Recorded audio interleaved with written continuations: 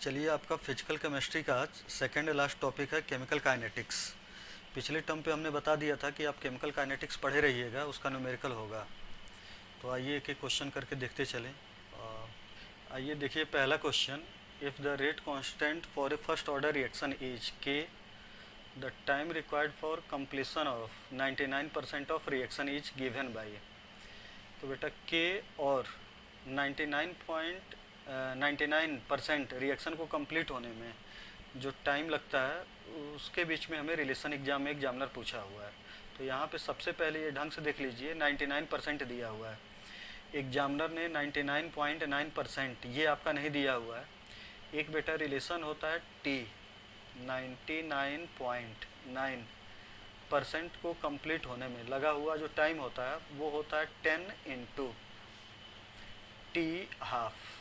ठीक, कोई भी आपका रिएक्शन है फर्स्ट ऑर्डर काइनेटिक्स को फॉलो कर रहा है, उसका 99.9% कंप्लीट होने में टी हाफ का कितना टाइम लगता है, ये आपका 10 टाइम्स लगता है। तो एक तो रिलेशन ये हुआ। लेकिन ढंग से आप क्वेश्चन में देखिए, एग्जामिनर आपका 99 पॉइंट न पूछ के केवल और केवल कितना पूछ रहा है, 99%। तो अगर गलती से आपने 99.9 वाला फार्मूला यूज किया तो आंसर आपका गलत आएगा। अब ढंग से देखिए, फर्स्ट ऑर्डर काइनेटिक्स जो होती है उसका बेटा जो इक्वेशन हुआ वो आपका होता है टाइम और के बीच में रिलेशन पूछ रहा है।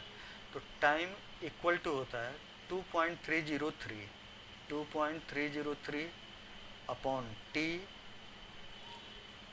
अपॉन के को के ही मानना है, लॉग ए मतलब इनिशियल कंसंट्रेशन, और परसेंटेज के फॉर्म में दिया है तो इनिशियल कंसंट्रेशन कितना होगा, 100। और रिएक्शन कितनी कंप्लीट हो जा रही है, 99%।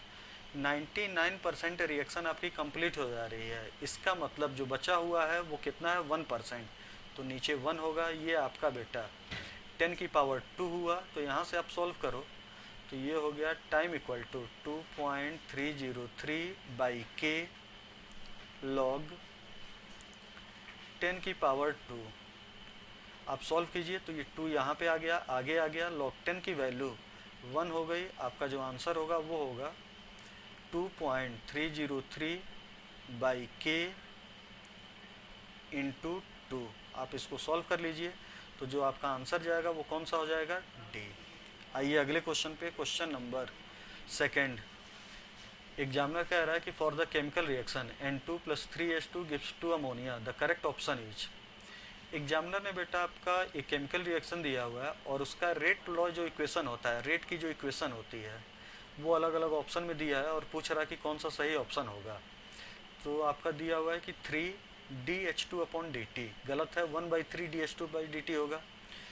सेकेंड ऑप्शन में आपका दिया हुआ है -1/3dH2/dt, इतना सही है। Rate of disappearance of hydrogen equal to -1/2, गलत है बेटा। रिएक्टेंट के साथ साइन माइनस होता है, प्रोडक्ट के साथ साइन प्लस होता है।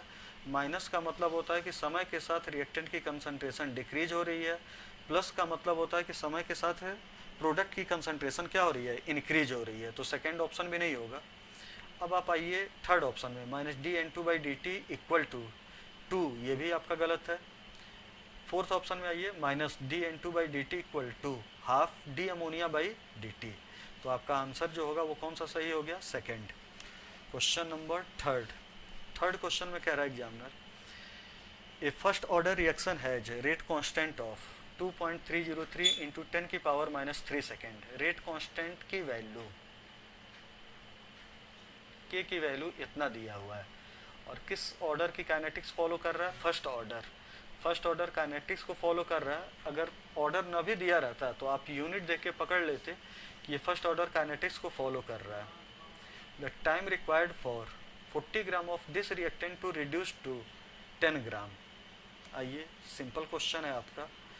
तो यहाँ पे टाइम पूछ रहा है, टाइम इक्वल टू हुआ 2.303 बाई के, और के हो गया 2.303 इंटू 10 की पावर -3 लॉग ए, एक दिया हुआ है 40 ग्राम और a/-x इनिशियल कंसंट्रेशन 40, बचा हुआ कंसंट्रेशन 10 ग्राम दिया हुआ है तो ये आपका कैंसिल हो गया, ये कितना बच गया 4।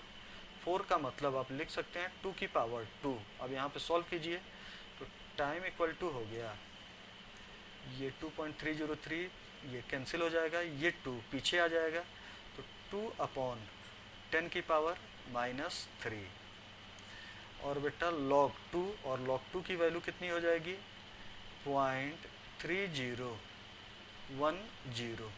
तो यहाँ से सॉल्व कीजिए तो आपका हो गया 0 2 1 जा 2 2 2 0 जा 0 2 3 जा 6/10 की पावर -3। ऊपर गया तो ये हो गया आपका 10 की पावर 3। और इसको आप सॉल्व कर लो पूरा का पूरा तो जो आपका डेसिमल होगा वो आ गया 602.0।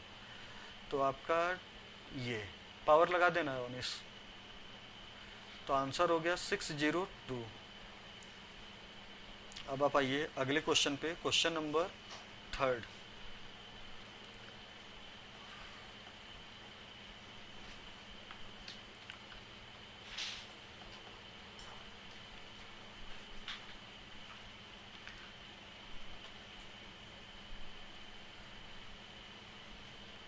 आइए अगले क्वेश्चन पे, क्वेश्चन नंबर आपका 4th क्वेश्चन है कि for a reaction activation energy E A equal to 0 and rate constant at 200 kelvin each 1.6 into 10 की power 6 per second, rate constant at 400 kelvin each.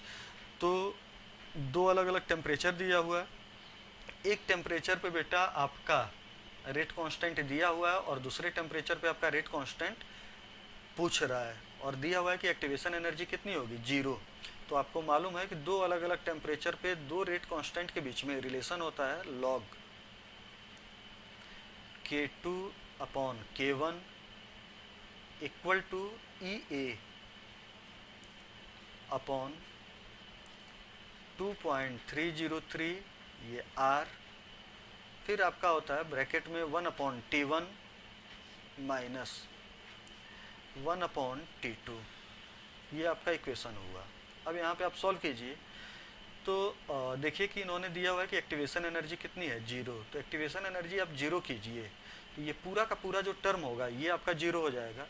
यहाँ से आपका बचेगा log K2/K1, log K2/K1 equal to 0। और आप जानते हो कि log अपोजिट साइड आइए तो क्या होगा एंटी लॉग।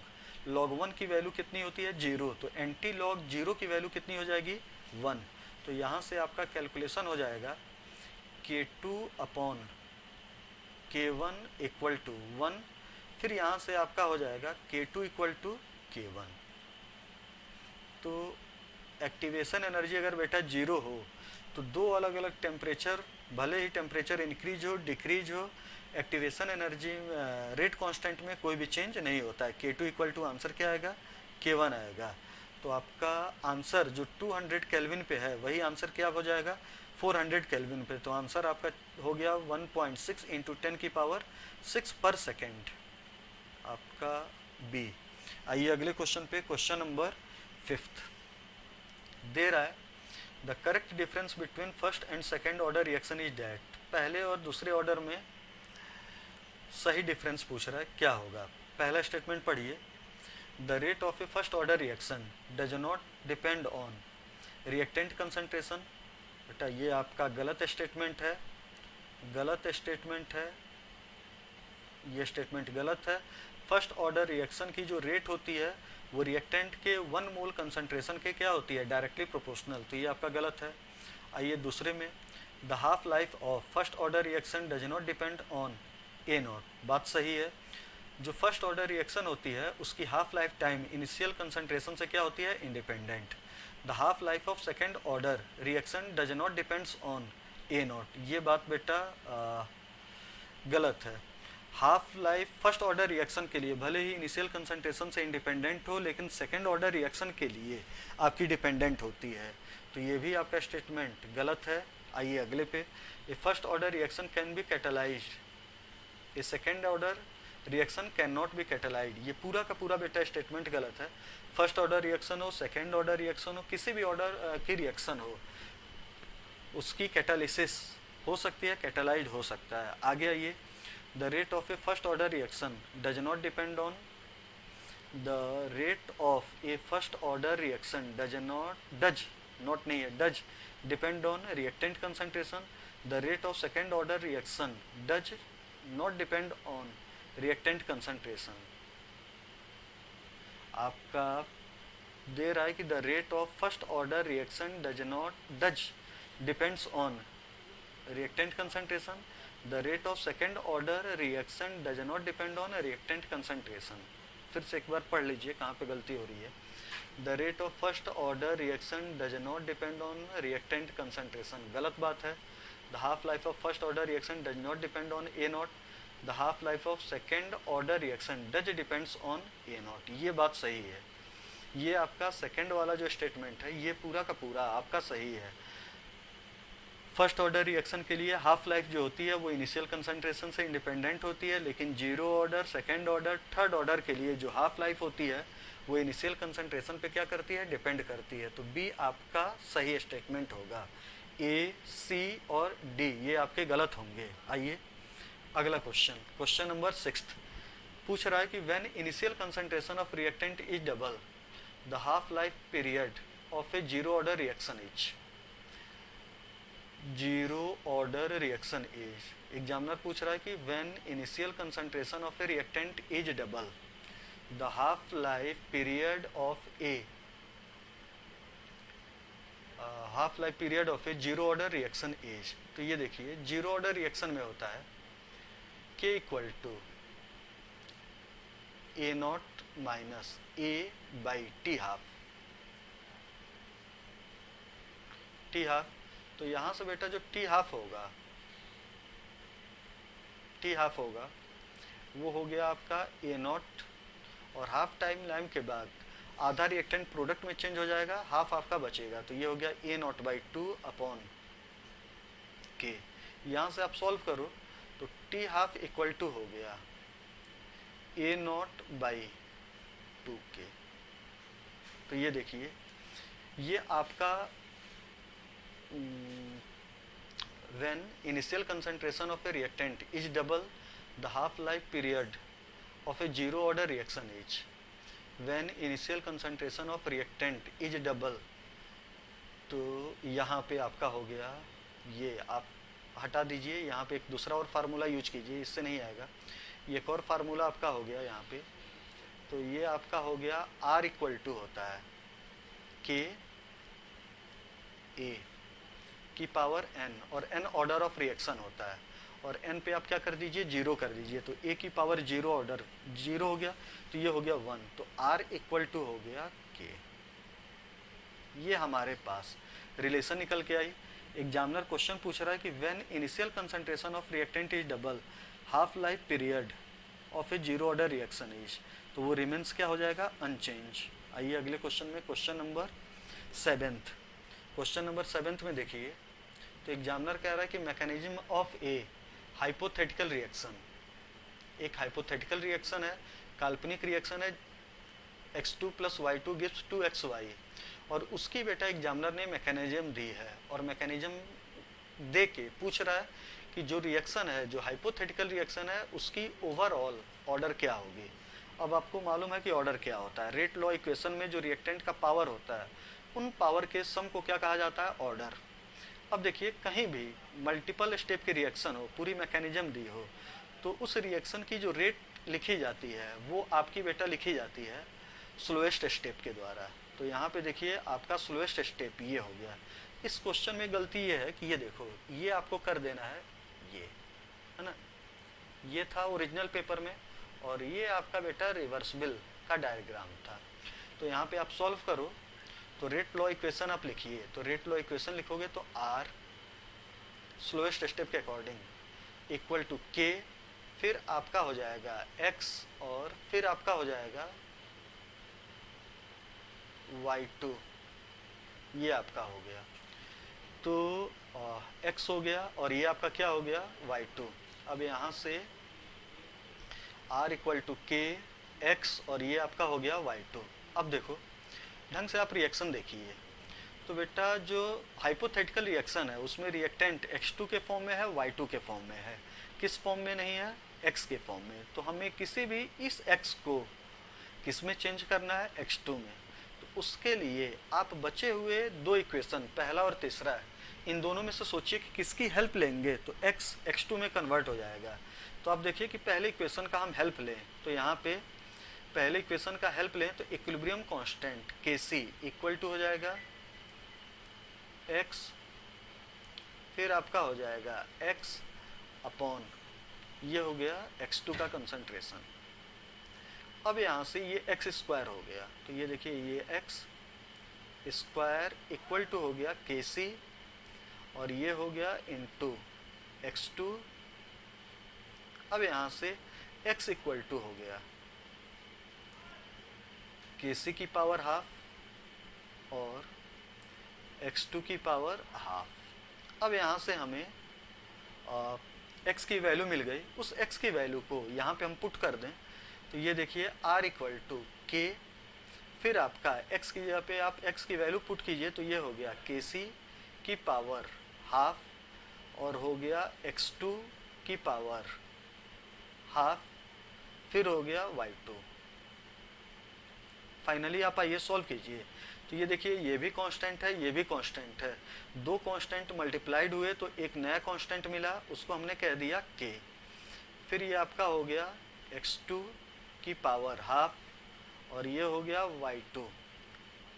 ये हमें rate law equation r equal to finally बेटा इतना मिल गया।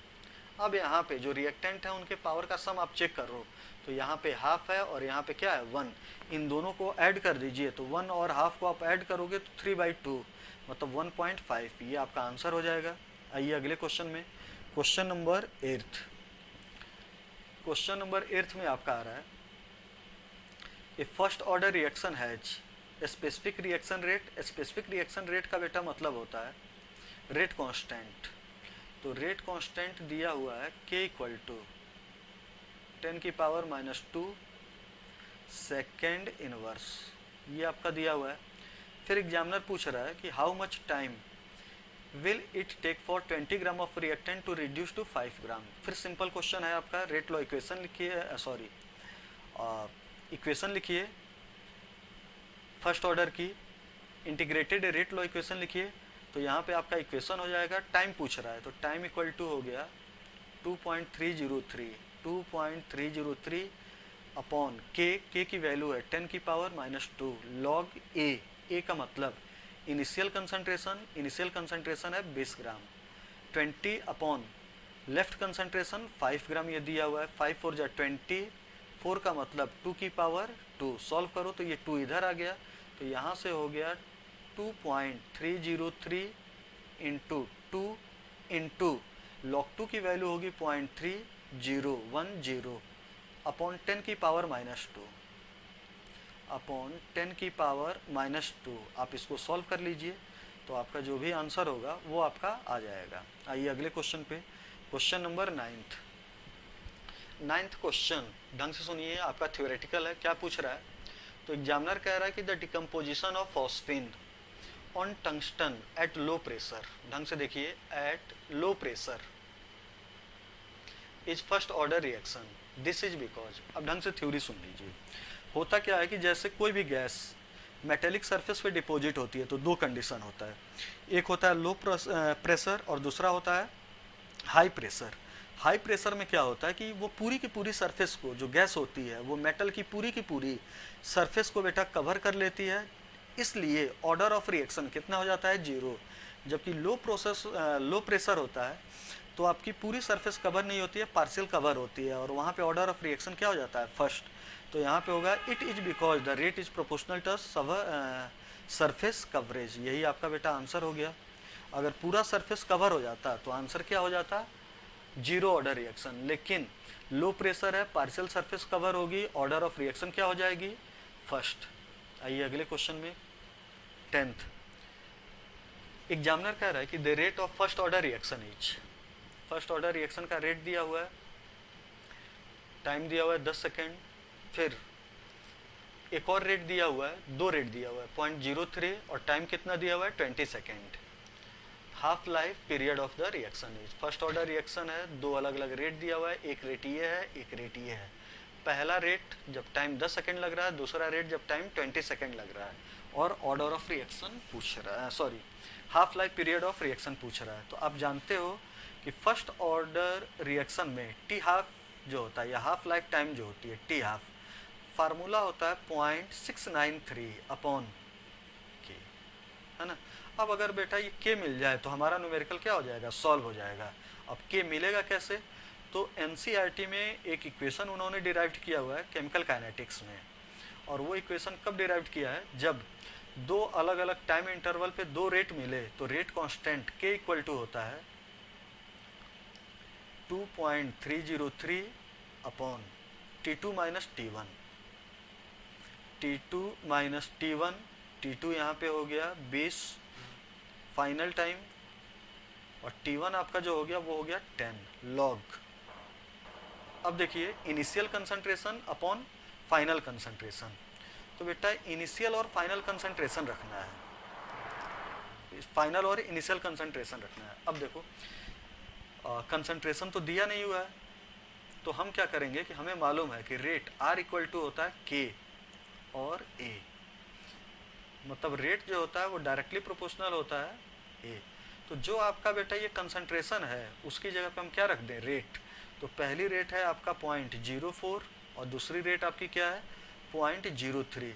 ये पूरा का पूरा इक्वेशन आप सॉल्व कीजिए तो यहाँ से क्या आएगा K, और इस K को बेटा आप यहाँ पे पुट कर दीजिए तो ये आपका आंसर आएगा। आइए अगले क्वेश्चन में, क्वेश्चन है the addition of a catalyst during a chemical reaction alters which of the following enthalpy, which of the following quantities. पहला ऑप्शन है एंथैल्पी, दूसरा एक्टिवेशन एनर्जी, तीसरा एंट्रोपी, और लास्ट ऑप्शन है इंटरनल एनर्जी।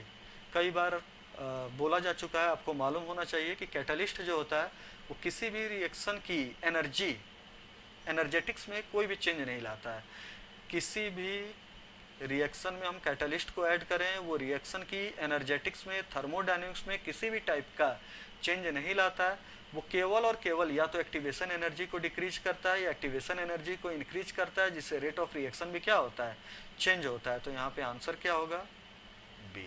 आइए अगले क्वेश्चन में, question number 12, the rate constant of the reaction is A B is mole per litre per second. ये rate constant of a reaction दिया है, इसका मतलब बेटा ये जीरो ऑर्डर रिएक्शन दिया हुआ है। जीरो ऑर्डर यूनिट देख के आप मालूम कर सकते हो कि किस ऑर्डर की रिएक्शन है, zero. If the concentration of A is 5 molar, the concentration of B after 20 minute is. ठीक, तो ये बेटा आपका 20 मिनट के बाद बी की कंसंट्रेशन पूछ रहा है। तो आप जानते हो कि रेट कांस्टेंट के जीरो ऑर्डर के लिए, जीरो ऑर्डर के लिए आपका इक्वेशन हो गया k equal to A naught minus A by t. Initial concentration, बचा हुआ कंसंट्रेशन ए का, तो यहाँ से हो गया k दिया हुआ है कितना 0.6 इंटू 10 की पावर -3, तो ये आप सॉल्व करो तो 0.6 इंटू 10 की power -3 equal to A naught, ये 5 दिया हुआ है, माइनस ए को आप मान लो x अपॉन टाइम कितना दिया हुआ है 20 मिनट। और ये देखिए मोलैरिटी जो होती है वो मोल पर लीटर पर सेकेंड, तो ये मिनट दिया हुआ है, इसको सेकेंड में आप चेंज कीजिए तो ये हो गया 60। अब यहाँ पे आप थोड़ा सा सॉल्व करो, तो यहाँ पे आप सॉल्व कीजिए तो ये आएगा 5 minus X, 5 minus X equal to आ गया 0.6 इंटू 10 की पावर -3 इंटू 20 इंटू 60।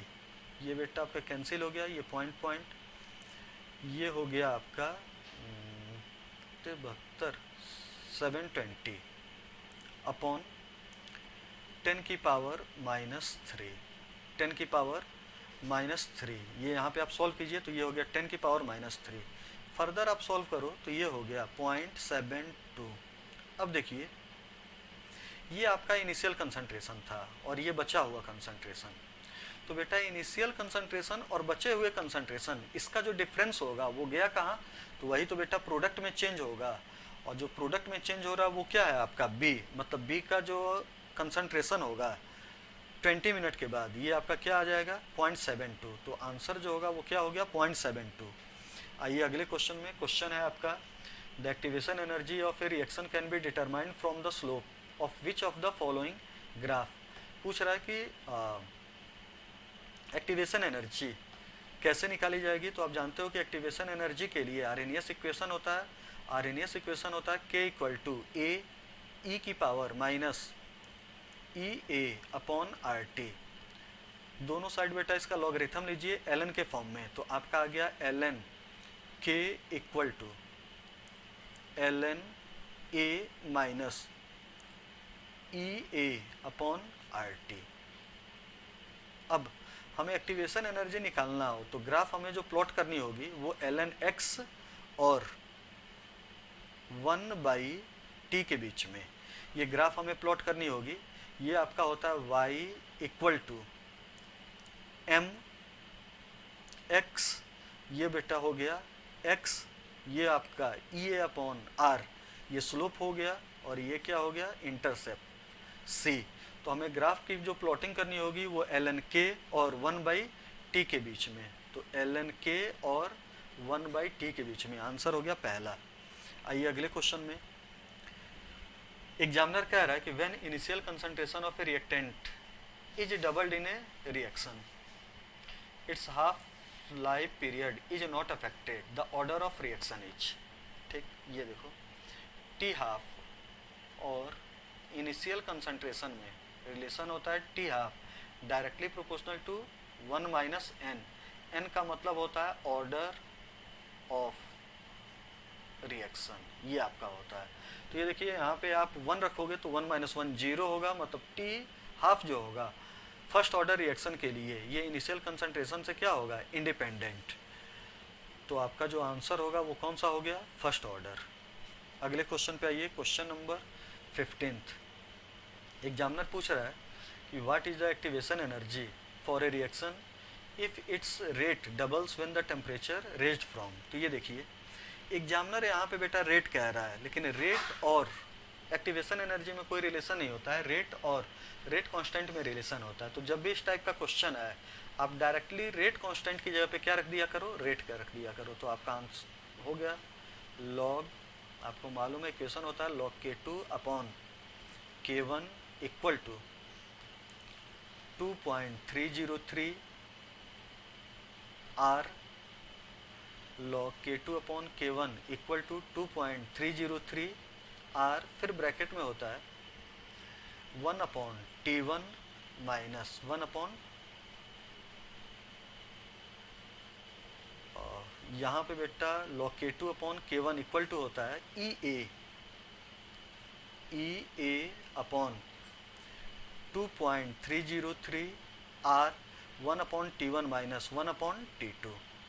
अब देखिए इस इक्वेशन में T1 20 दिया हुआ है, T2 क्या दिया हुआ है 35 डिग्री सेंटीग्रेड।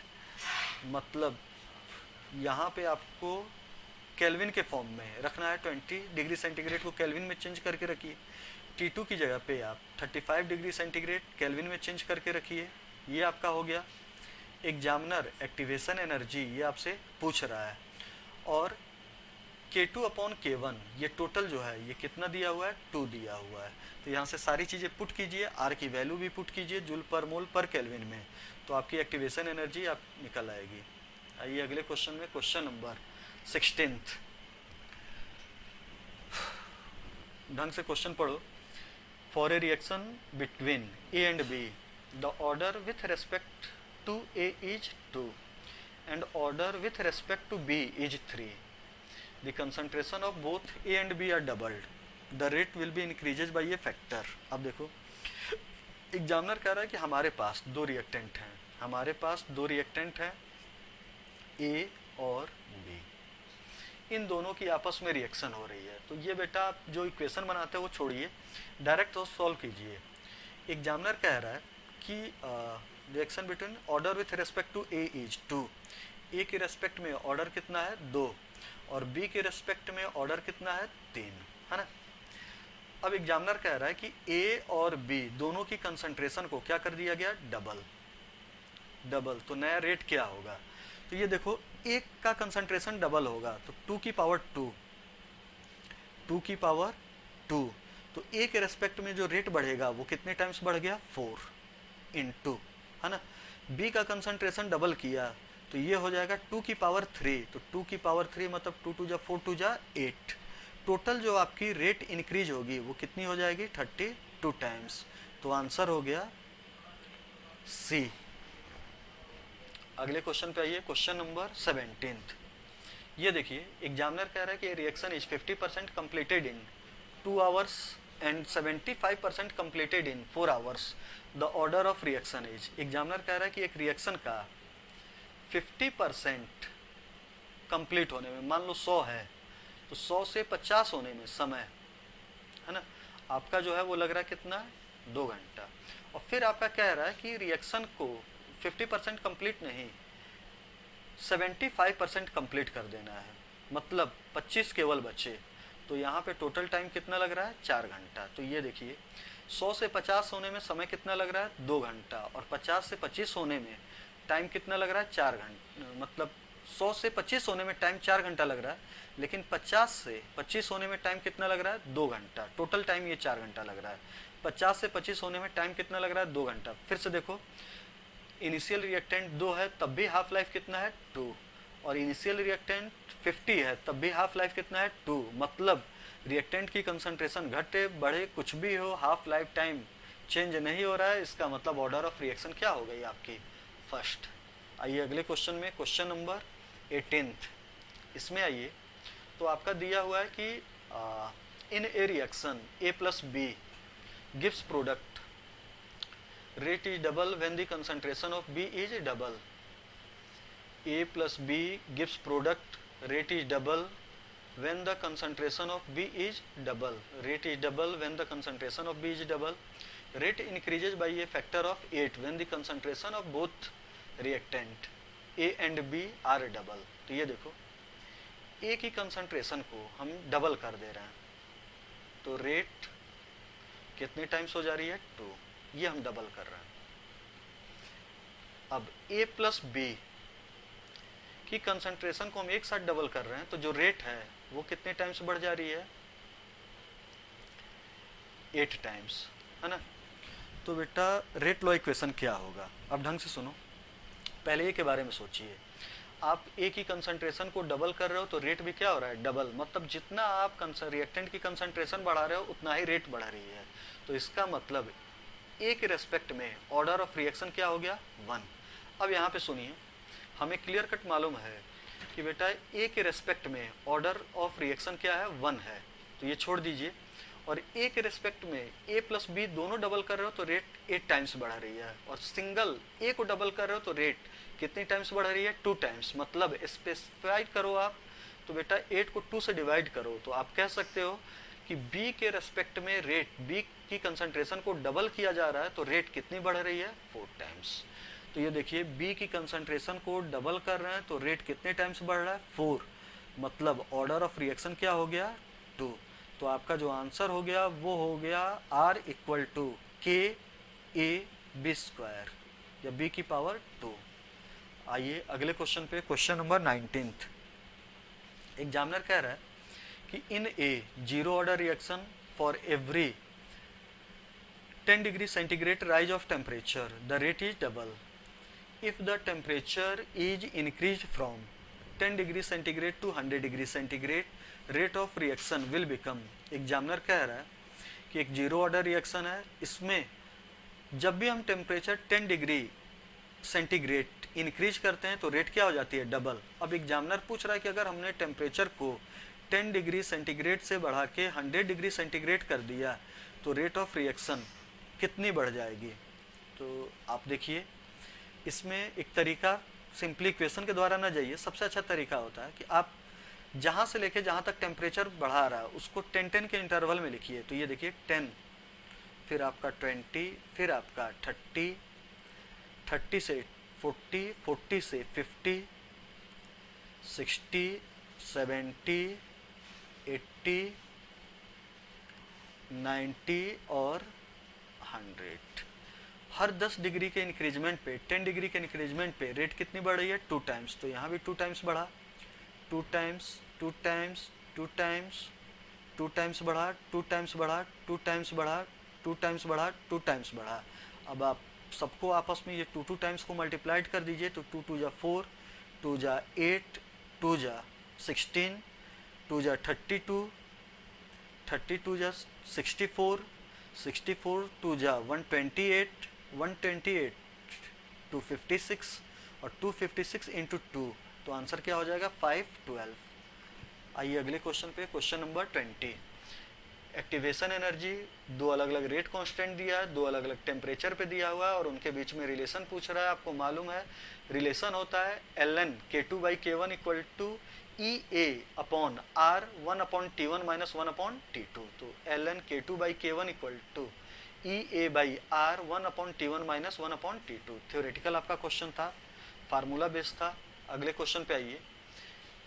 क्वेश्चन पूछ रहा है which one of the following statement for order of reaction is incorrect.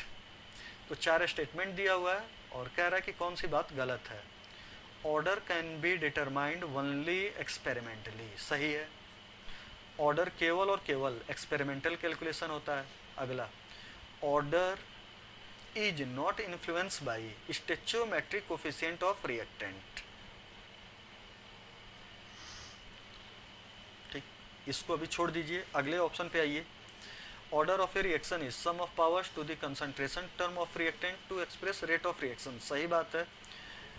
Rate law equation में जो रिएक्टेंट होते हैं, रिएक्टेंट का जो पावर होता है, उन पावर के सम को क्या कहा जाता है? Order of reaction. लास्ट है order of reaction is always whole number, गलत बात है बेटा। ये ऑर्डर ऑफ रिएक्शन जो होती है वो होल नंबर भी हो सकती है, फ्रैक्शन में भी हो सकती है, मतलब कुछ भी हो सकती है, आपकी निगेटिव भी हो सकती है, कुछ भी आपकी हो सकती है। तो गलत स्टेटमेंट पूछ रहा है, तो आंसर जो डी होगा वही क्या होगा? सही। अब आप बी ऑप्शन में एक बार चेक कर लो, तो बी वाला जो ऑप्शन है उसमें एग्जामिनर कह रहा है कि order is not influence by stoichiometric coefficient of reactant, सही बात है। ऑर्डर जो होती है वो स्टेचोमेट्री, मतलब जो बैलेंस केमिकल इक्वेशन होता है उसके नंबर पे, मूल कोफिशिएंट, इन सब के बेस पे नहीं होता, वो तो मॉलिक्यूलरिटी होती है। मॉलिक्यूलरिटी जो होती है वो स्टेचोमेट्रिक कोफिशिएंट के द्वारा क्या होती है? इन्फ्लुएंस होती है। ऑर्डर इन्फ्लुएंस नहीं होता है, क्योंकि ऑर्डर जो होती है वो एक्सपेरिमेंटली डिटरमाइंड डाटा होती है। आइए क्वेश्चन नंबर 22 देखिए। इस क्वेश्चन में एग्जामिनर कह रहा है कि एक इक्वेशन दिया है और कह रहा है कि ये 3 अलग अलग वे में लिखा गया है, फिर उन तीनों को देख के जो 4 ऑप्शन है उसमें से सही आपको ऑप्शन बेटा प्रेडिक्ट करना है। तो आप यहाँ पे आइए, तो आपका हो गया सबसे पहले रेट लिख दीजिए इक्वेशन के फॉर्म में, तो आपका हो गया minus half D N2O5 D N2O5 upon dt equal to plus 1/4 D NO2 by dt, फिर आपका है इक्वल टू डी प्लस में होगा sign, plus D O2 by dt, ये आपका हो गया। अब यहाँ से हम वैल्यू रखें जो दिया हुआ है, तो ये हो गया माइनस हाफ, और देखिए माइनस हटा दीजिए, ये माइनस हटा दीजिए हाफ, और minus D N2O5 upon dt की जगह पे दिया हुआ है K N2O5 इक्वल टू, हमारे पास हो गया 1/4 और डी NO2 बाई dt, इसकी जगह पे दिया हुआ है K डैश N2O5, ये आपका दिया हुआ है। यहाँ से थोड़ा सा ये देख लो, फिर यहाँ पे इक्वल टू, ये आप देखिए DO2 बाई dt की जगह पे दिया हुआ है K डबल डैश और N2O5, ये हमारा दिया हुआ है। अब एक चीज़ आप यहाँ से देखिए तो ये और ये आपका कैंसिल हो जाएगा, तो आप इसको देख के आंसर मैच कीजिए। तो यहाँ पे बेटा आपका ये देखिए, हम यहाँ पे साफ साफ लिख दे रहे हैं, यहाँ पे आपका क्लियर कट लिख दिया जा रहा है। तो ये आपका हुआ हाफ K इक्वल टू 1/4, ये आपका हो गया K डैश इक्वल टू हो गया K डबल डैश। अब इसको देख के आप आंसर सर्च कीजिए कि कौन सा है। तो पहले आंसर में दिया हुआ है कि K dash equal to 2K, ये सही है। और फिर आपका दिया हुआ है कि K double dash equal to K, ये गलत दिया हुआ है। फिर अगले में आइए, K dash equal to, second option में K dash equal to 2K, ये सही दिया हुआ है, मैच कीजिए। और K double dash equal to K/2, तो ये आपका जो बी आंसर है वो आपका सही दिया हुआ है। आइए अगले क्वेश्चन पे, question number 23, the unit of rate constant for A zero order reaction is. ये देखिए, हमने बेटा किसी भी ऑर्डर की इक्वेशन हो या कोई भी ऑर्डर हो, उसके लिए rate constant unit of K की यूनिट निकालना हो, K की यूनिट निकालना हो, तो हमने एक आपको तरीका बताया था कि आपको लिखना है unit of K equal to concentration किसी भी फॉर्म में हो अपॉन टाइम, ये हुआ।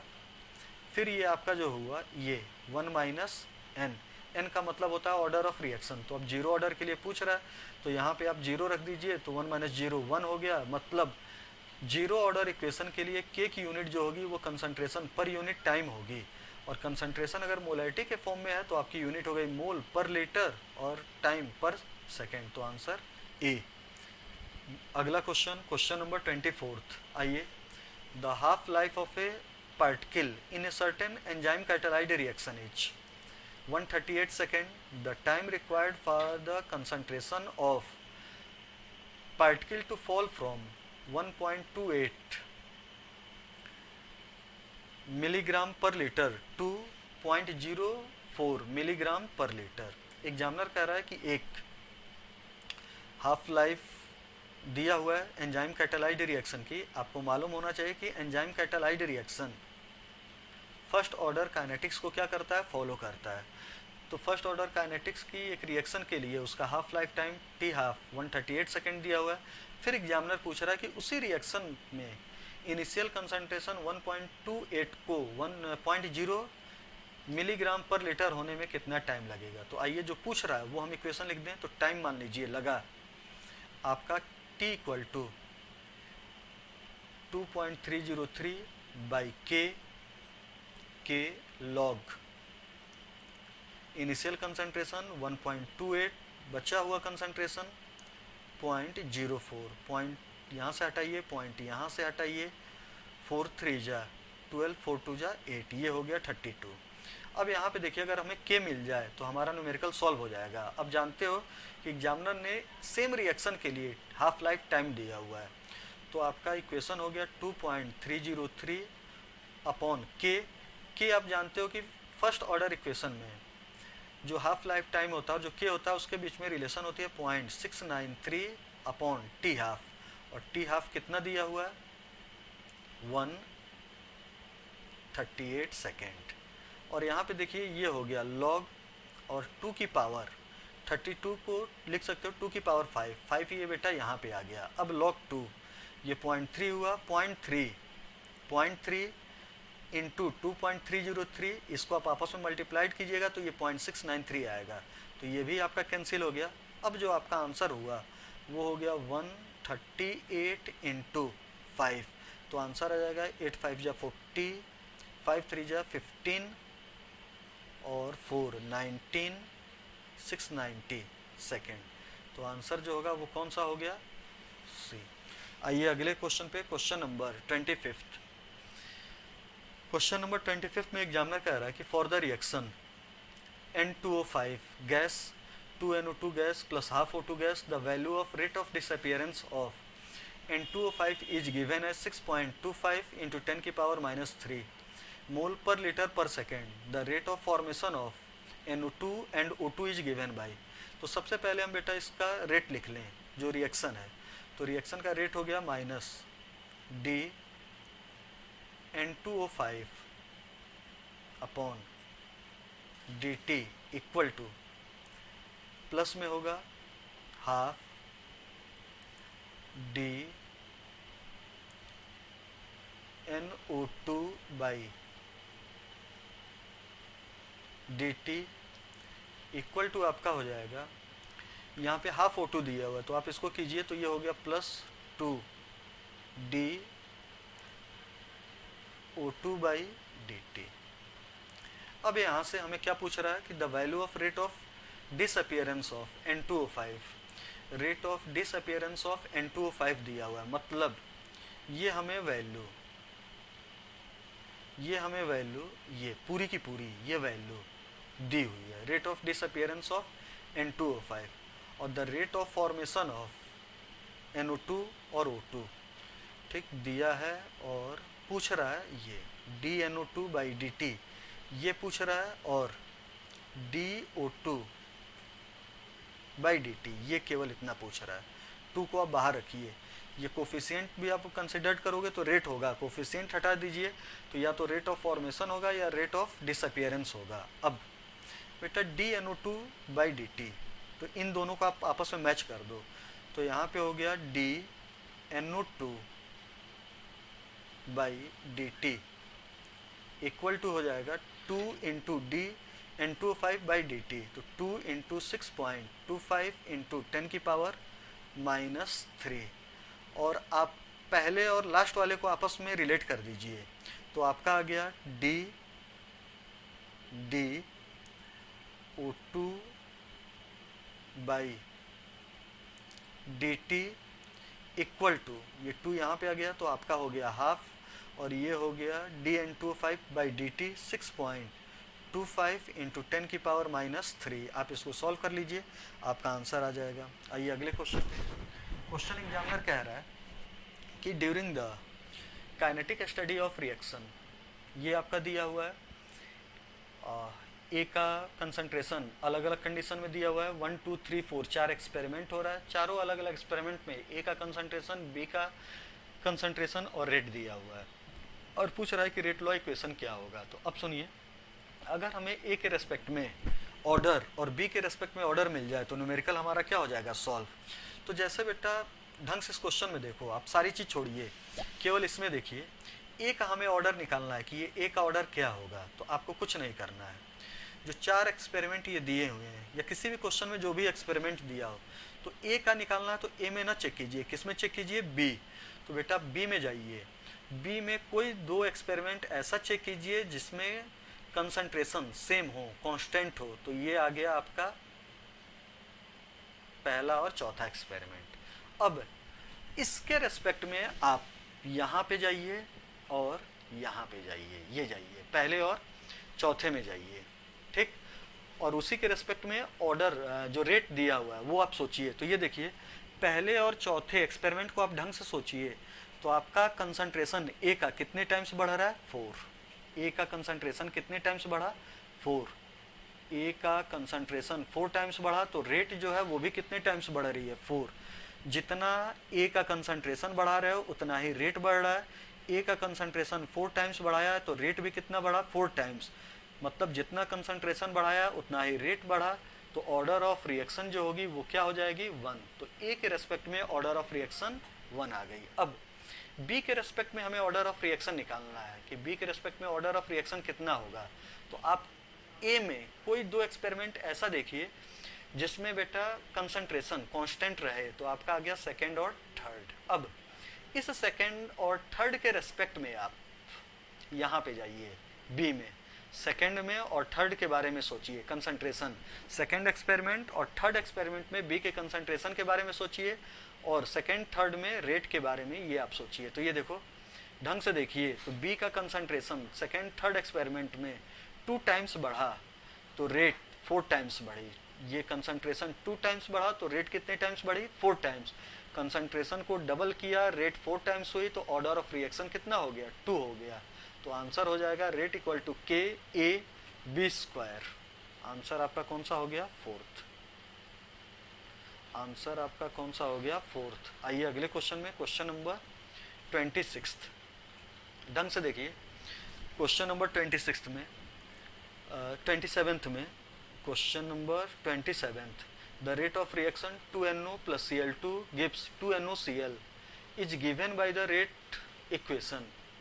रेट इक्वल टू आपका हुआ के NO का square Cl2। The value of rate constant can be increased by, the value of rate constant can be increased by the rate of reaction 2NO plus Cl2 gives 2NOCl is given by the rate equation rate equal to K NO square Cl2। the value of rate constant can be increased by। अब यहाँ पे देखिए, आप देख रहे हो कि rate law equation ये दिया हुआ है, और रेट लॉ इक्वेशन में बेटा NO का पावर कितना है 2 और Cl2 का पावर कितना है 1। तो यहाँ पे पूछ रहा है कि द वैल्यू ऑफ रेट नहीं, रेट कांस्टेंट। और आप देखिए कि रेट कांस्टेंट होता है, रिएक्टेंट प्रोडक्ट के कंसंट्रेशन में कोई भी चेंज कीजिए रेट कांस्टेंट की वैल्यू चेंज नहीं होती है। रेट कांस्टेंट केवल और केवल दो फैक्टर पे डिपेंड करता है, उनमें से एक क्या होता है? टेम्परेचर। तो या तो आप टेम्परेचर को घटाइए या बढ़ाइए तो रेट कांस्टेंट के की वैल्यू क्या होगी? चेंज होगी। तो आंसर कौन सा हो गया? पहला। अगला क्वेश्चन आपका, for the reaction N2 plus 3H2 gives 2 ammonia if d ammonia by dt equal to 2 into 10 की power -4 mole per litre per second, the value of dH2 by dt।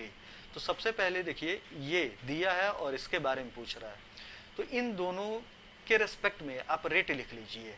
Ammonia के बारे में रेट लिखो तो आपका हो गया half d ammonia by D T, ये बेटा माइनस में होगा और नहीं प्लस में होगा, बन रहा है। और आपका हाइड्रोजन के रेस्पेक्ट में लिखिए तो प्लस माइनस में होगा 1/3 DH2 बाई डी टी, ये आपका हो गया। अब यहाँ से आप चेक कीजिए कि दिया क्या हुआ है और पूछ क्या रहा है। तो if D ammonia by D T ये दिया हुआ है और पूछ रहा है DH2 बाई डी टी, तो ये बेटा पूछ रहा है और इतना ही दिया हुआ है। तो यहाँ से हो गया इन दो इक्वेशन से DH2 by D T equal to हो गया 3/2 D ammonia by D T, और D ammonia by D T आपका दिया हुआ है 2 इंटू 10 की पावर -4। तो ये 2 और 2 कैंसिल हो गया, आंसर आ गया 3 इंटू 10 की पावर -4। 3 इंटू 10 की पावर -4, लास्ट वाला आपका ऑप्शन सही हो गया। आइए अगले में आपका दिया हुआ है कि BrO3 minus plus 5Br minus 6H plus gives 3Br2 plus 3 liquid water। the rate of appearance of bromine is related to rate of disappearance of bromide ion। rate of appearance of bromine कुछ नहीं करना है, bromine के respect में लिखिए और bromide ion के respect में लिखिए। तो आप लिख सकते हो -1/5 D bromide ion upon D T equal to plus 1/3 D Br2 upon D T. तो यहाँ से rate of appearance of bromine ये बेटा पूछ रहा है, rate of appearance of bromine related to rate of disappearance ये पूछ रहा है। तो आंसर हो गया आपका, ये 3 इधर आ गया तो 3/5। तो आपका आंसर हो जाएगा DBr2 by D T equal to -3/5 DBr minus D T. तो ये हो गया आपका D। आइए अगले क्वेश्चन पे, question number 30, half life period first specific reaction rate. Simple है आपका बेटा, फार्मूला होगा K equal to first order के लिए 0.693 अपॉन T हाफ।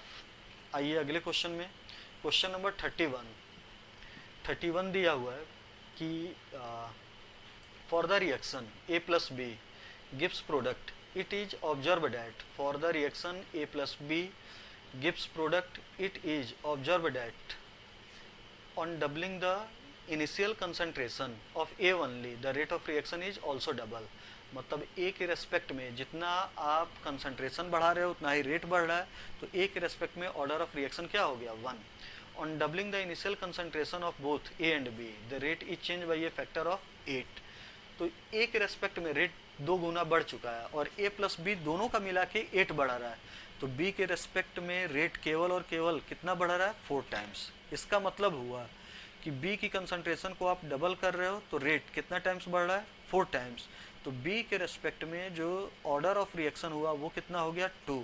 अब आप रेट लॉ इक्वेशन लिख लीजिए, R equal to A B square, R equal to A B square आपका हो गया क्वेश्चन नंबर 32। यहाँ पे देखिए सेम ये टाइप का क्वेश्चन है।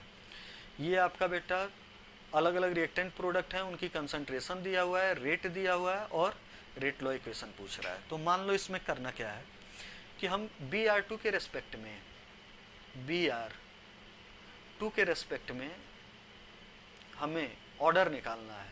तो अब यहाँ पे देखिए कि 3 अलग अलग स्पेसिस का कंसंट्रेशन दिया है, तो इन बाकी बचे हुए 2 स्पेसिस में हमें कोई 2 एक्सपेरिमेंट दोनों में ऐसा देखना होगा कि जहाँ पे कंसंट्रेशन क्या हो सेम हो।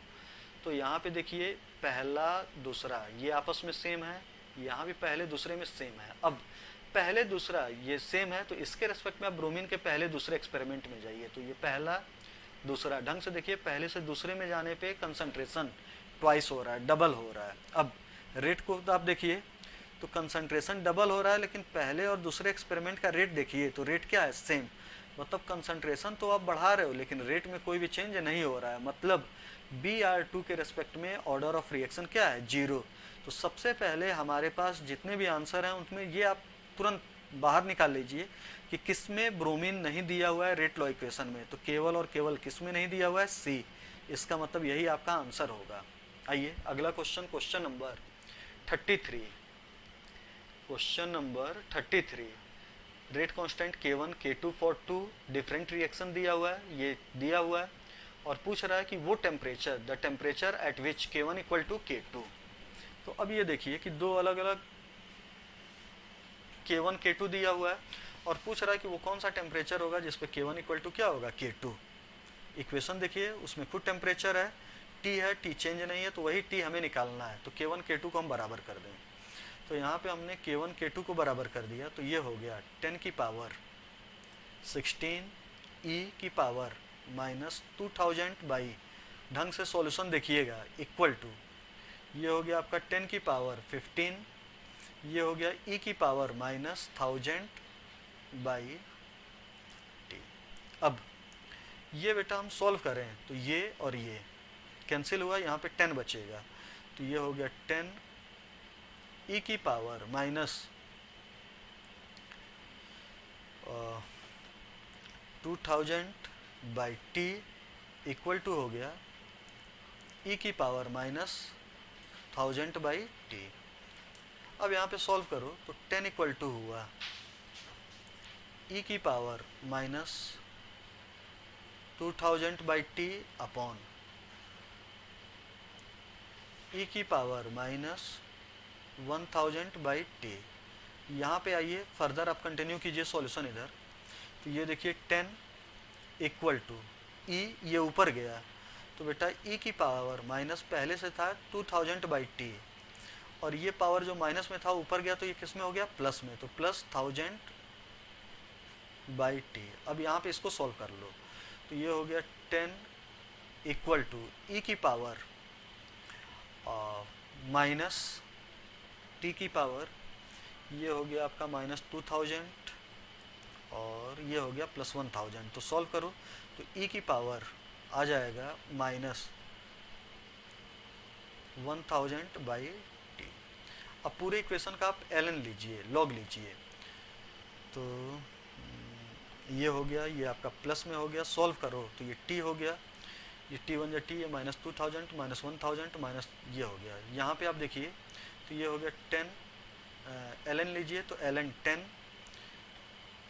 10 और यहाँ पे ln 10 कीजिए तो log 10 की वैल्यू कितनी हो जाएगी 1, या सिंपली ln 10 कर दीजिए या ln 10 कर दीजिए तो हो गया, अब इसको आप सॉल्व कीजिए तो ये हो गया माइनस 1000/t, ये हुआ है ना। और यहाँ पे बेटा ln e और बेस भी क्या हुआ e, तो ये हो गया 1।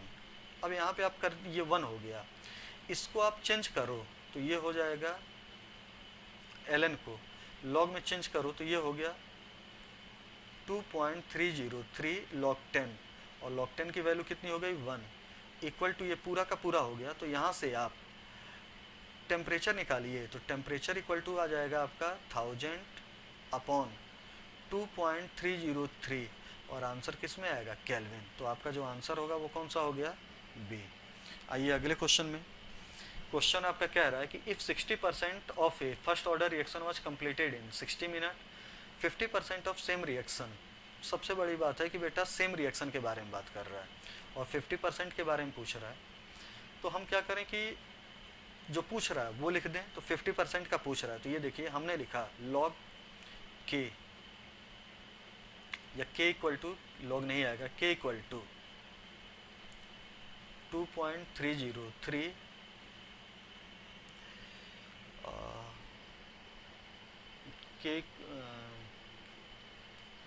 k equal to 2.303 by t 50% के लिए टाइम पूछ रहा है तो t log, है ना। इनिशियल हो गया 100, फाइनल क्या हो गया 50। अब अगर यहाँ से टाइम जो पूछ रहा है वो हमें निकालना है, तो टाइम इक्वल टू हो गया 2.303 अपॉन k, और ये हो गया log 2। अब अगर बेटा हमें k की वैल्यू मिल जाए तो न्यूमेरिकल क्या हो जाएगा, सॉल्व। तो ये देखिए उसके लिए एग्जामिनर दिया है कि सेम रिएक्शन है, सेम रिएक्शन का 60% कितने टाइम में कंप्लीट हो रहा है, 60 मिनट में। तो उसके लिए हम लिखें तो यहाँ पे हो गया k इक्वल टू पहले के लिए k equal to 2.303 upon t की वैल्यू कितना दिया हुआ है 60 मिनट, log इनिशियल आपका हो गया 60 और 60% कंप्लीट हो गया तो बचा कितना 40%, तो ये हो गया। अब अगर यहाँ से बेटा ये जो k की वैल्यू है उसको हम यहाँ पे रख दें तो टाइम जो होगा वो हमारा कैलकुलेट हो जाएगा। इस k की वैल्यू को हम यहाँ पे रख दें तो हमारा कैलकुलेशन जो होगा वो आसान हो जाएगा। तो यहाँ पे हमने टाइम इक्वल टू, है ना, ये हो गया 2.303 और log 2 की वैल्यू आप जानते हो कि कितना होता है 0.3010, ये आपका हो गया। अब यहाँ पे हम k की वैल्यू रख दें तो k की वैल्यू हो गया 2.303 और ये 60 बेटा ये ऊपर चला गया तो हम यहाँ पे ये 60 लिख दे रहे हैं, और ये हो गया log 10/4 मतलब log 5/log 2, ये। अब यहाँ से इसको कैलकुलेट कर लीजिएगा, आपका जो भी आंसर होगा वो निकल आएगा। आइए अगले क्वेश्चन में, क्वेश्चन नंबर 35। क्वेश्चन नंबर 35 में कह रहा है कि in a first order reaction A gives B if K is a rate constant and initial concentration of reactant A is 0.5 molar, then half life is, then the half life is in a first order reaction A gives B if K is a rate constant and initial concentration of the reactant A is 0.5 molar, then the half life is, तो यहाँ पे आप देखिए कि first order reaction है, K दिया हुआ है, इनिशियल कंसंट्रेशन दिया हुआ है और हाफ लाइफ पूछ रहा है। तो हाफ लाइफ आपका हो गया T half equal to, solve कर लो, T हाफ इक्वल टू हो गया 2.303 या ln के फॉर्म में, log के फॉर्म में दिया है तो 2.303 बाई T हाफ, यहाँ पे K हो गया log A, T हाफ पूछ रहा है तो ये देखिए इनिशियल कंसंट्रेशन ऑफ क्या कह रहा है कि 0.5, तो हाफ लाइफ होने के बाद जो बचा हुआ कंसंट्रेशन होगा वो कितना होगा 0.25, तो ये सॉल्व करो तो 0.25 ये कितना हो गया 2, तो यहाँ से हो गया T half equal to 2.303 log 2 की वैल्यू कितनी हो गई 0.3 अपॉन K, है ना।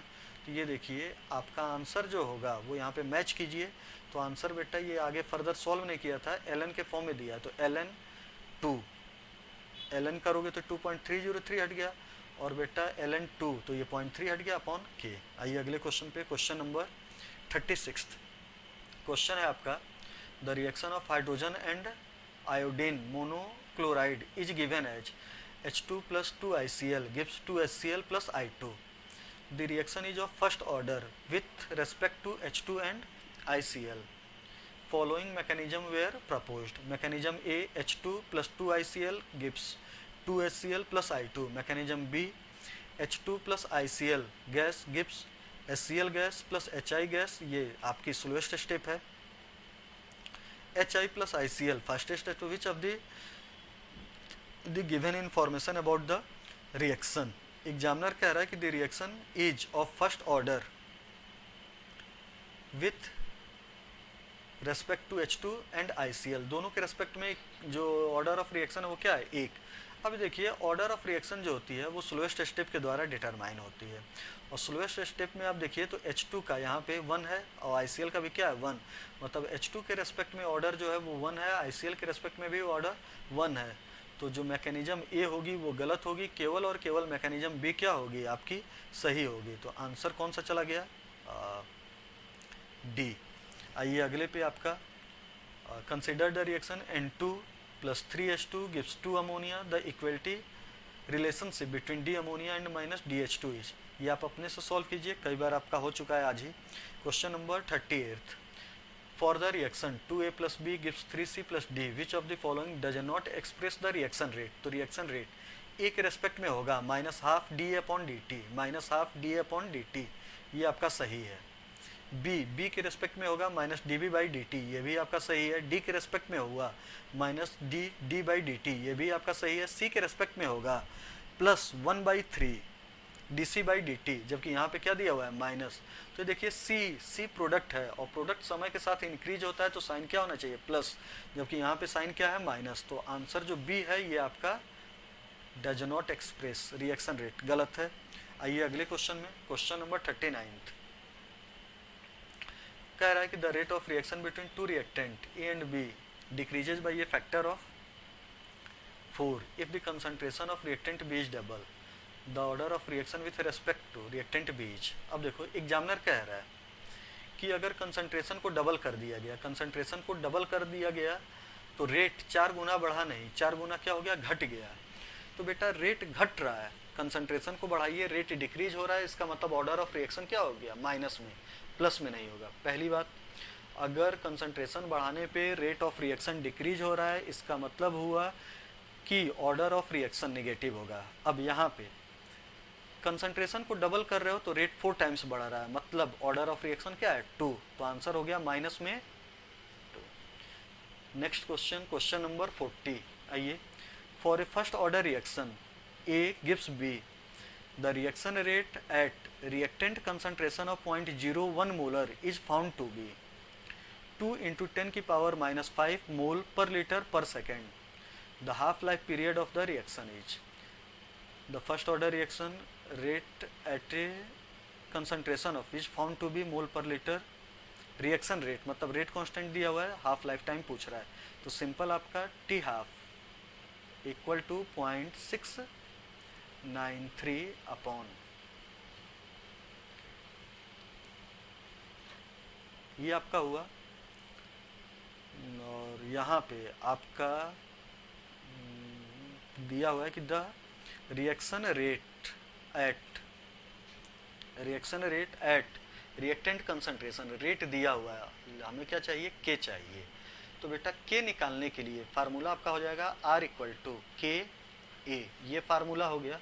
तो यहाँ से के इक्वल टू हो गया R बाई ए, ये आपका R दिया हुआ है, ए कंसंट्रेशन दिया हुआ है, के निकल जाएगा, के की वैल्यू यहाँ पे पुट कीजिए, टी हाफ आपकी निकल आएगी. अगला देखिए क्वेश्चन नंबर 41 में आपका है कि the rate of first order reaction is 1.5 into 10 की power minus 2 mole per litre per minute at 0.5 molar concentration of reactant. Half life of the reaction is. फिर से बेटा वो सेम क्वेश्चन, यहाँ पे देखिए आपका एग्जामिनर कह दिया कि हाफ लाइफ पूछ रहा है, तो टी हाफ इक्वल टू हो गया 0.693 बाई के, और के न देखे एग्जामिनर ने क्या दे दिया है? रेट. तो हमें बेटा यहाँ से इक्वेशन यूज करो के निकालने के लिए, R इक्वल टू के ए. तो यहाँ से k इक्वल टू हो गया r की वैल्यू है 1.5 इंटू 10 की पावर -2 और कंसंट्रेशन कितना है 0.5। तो ये सॉल्व करो तो ये हो गया 3, यहाँ पे आप पुट कीजिए तो ये हो गया 0.693 अपॉन 3 इंटू 10 की पावर -2। ये आप सॉल्व कर लीजिए, जो भी आपका आंसर होगा वो आ जाएगा। क्वेश्चन नंबर 42 में एग्जामिनर पूछ रहा है कि the temperature dependence of rate constant of A given by Arrhenius equation, activation energy calculated by, फिर से आ गया एक्टिवेशन एनर्जी कैलकुलेट होती है log k versus 1/t। Answer हो गया C. Question number 43, if the rate of reaction is equal to rate constant, order of the reaction is. तो ये देखिए हमने बताया कि जनरल ये लिखिए r इक्वल टू के ए की पावर n, n का मतलब होता है ऑर्डर ऑफ रिएक्शन। तो एग्जामिनर कह रहा है कि ये दोनों आपस में बराबर हैं। कब?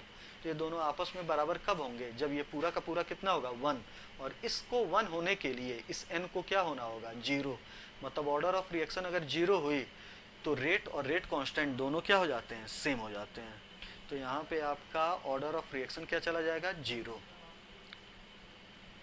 आइए क्वेश्चन नंबर 44। क्वेश्चन नंबर 44 आपका है the reaction A gives B follows first order kinetics. The time taken for 0.8 mole of A to produce 0.6 mole of B is 1 hour. What is time taken for conversion of 0.9 mole of A to produce 0.675 mole of B? ये आपका दे रहा है the reaction A to B follows first order kinetics. The time taken for 0.8 mole of A to produce 0.6 mole of B is 1 hour. What is the time taken for conversion of 0.9 mole of A to produce 0.675 mole of B? Time taken for 0.8 mole of A to produce 0.6 mole of B is 1 hour. Time to convert 0.9, तो ये तो जो पूछ रहा है वो हम equation लिख दें। तो यहाँ पे आपका होगा T equal to 2.303 by K, या सीधे यहाँ पे आप ऐसे लिखा कीजिए K equal to 2.303 upon T, ये T पूछ रहा है ना, लॉग इनिशियल है 0.9 और B आपका है 0.65। तो बेटा 0.9 में से आप 0.675 को ये माइनस कर दो तो ये आपका हो गया बचा हुआ कंसंट्रेशन 5, 9 में से 7 गया 2, 8 में से 6 गया 2, ये इतना हो गया। अब अगर बेटा इस k की वैल्यू हमें मालूम चल जाए तो न्यूमेरिकल हमारा सॉल्व हो जाएगा, t निकल आएगा। तो फिर से इस k को पाने के लिए सेम इक्वेशन है, तो जो पहला एक्सपेरिमेंट दिया हुआ है वो हम लिखें। तो पहला एक्सपेरिमेंट होगा k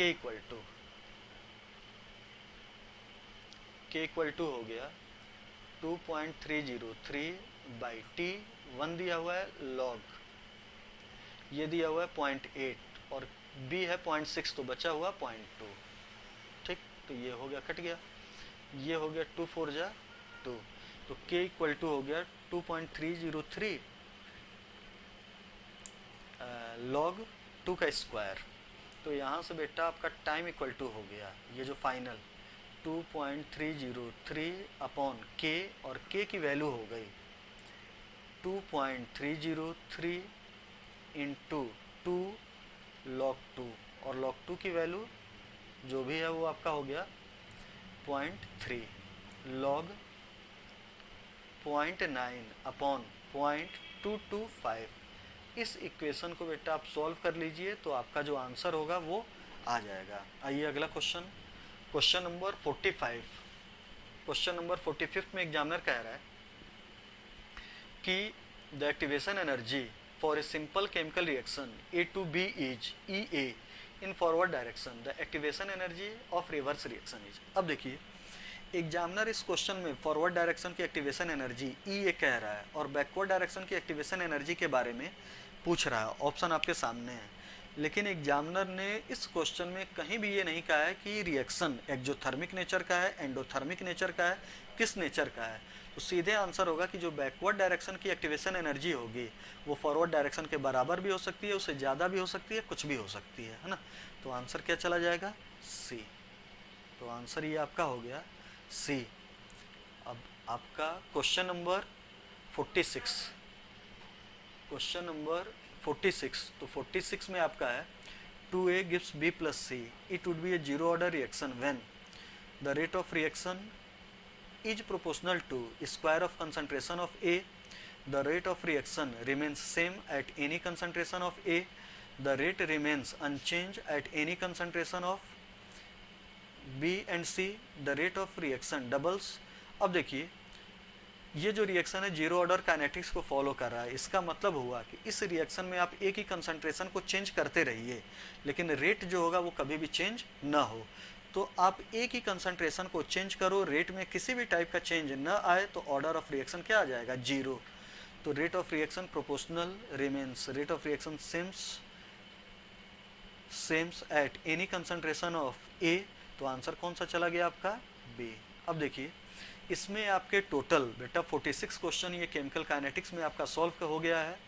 यहाँ पे पूरी की पूरी केमिकल काइनेटिक्स 2002 तक ये आपकी सॉल्व करा दी गई है।